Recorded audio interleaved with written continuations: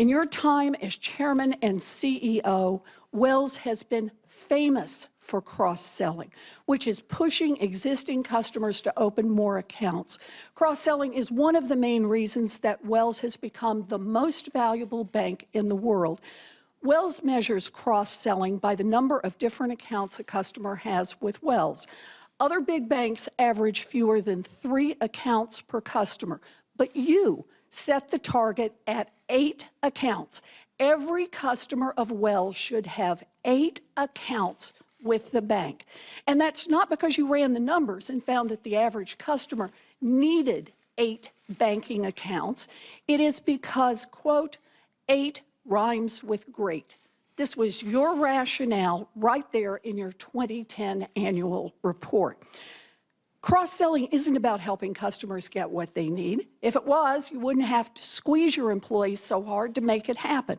No, cross-selling is all about pumping up Wells' stock price, isn't it? No, cross-selling is shorthand for deepening relationships. We only do well. Let me stop you right there. You say no? No? Here are the transcripts of 12 quarterly earnings calls that you participated in from 2012 to 2014, the 3 full years in which we know this scam was going on. I'd like to submit them for the record, if I may, Mr. Chair. Thank you. These are calls where you personally made your pitch to investors and analysts about why Wells Fargo is a great investment. And in all 12 of these calls, you personally cited Wells Fargo's success at cross-selling retail accounts as one of the main reasons to buy more stock in the company. Let me read you a few quotes that you had. April 2012, quote, "We grew our retail banking cross-sell ratio to a record 5.98 products per household." A year later, April 2013, quote, "We achieved record retail banking cross-sell of 6.1 products per household." April 2014, quote, "We achieved record retail banking cross-sell of 6.17 products per household." The ratio kept going up and up, and it didn't matter whether customers used those accounts or not. And guess what? Wall Street loved it. Here is just a sample of the reports from top analysts in those years, all recommending that people buy Wells Fargo stock in part because of the strong cross-sell numbers. And I'd like to submit them for the record. Without objections. Thank you, Mr. Chair.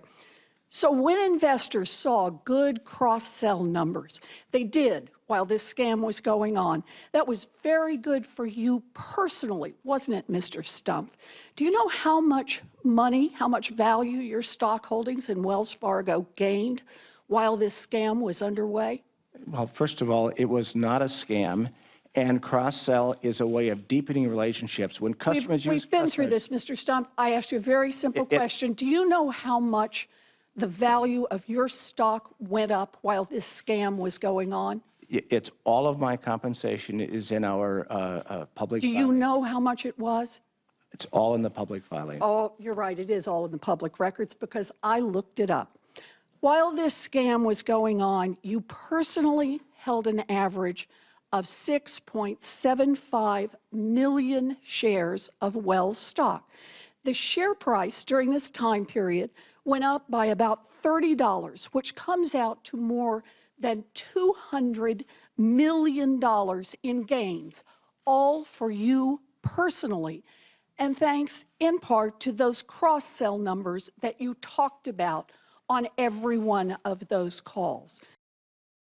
Hey CNBC fans, thanks for checking out our YouTube channel. Here you're going to find videos packed with all of the information that you need to be smarter about your finances. You can subscribe by clicking right here and click on all the videos around me or the eye right here to watch the latest from CNBC.